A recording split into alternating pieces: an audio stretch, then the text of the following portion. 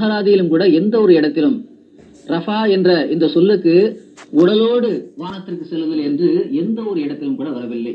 அல்லாஹ் இன்னாரை Rafah செய்தான் என்று சொன்னால் அவருடைய அந்தஸ்தை உயர்த்தினான் அல்லது அவருக்கு தன்னுடைய நெருக்கத்தை கொடுத்தான் என்றுதான் பொருள்.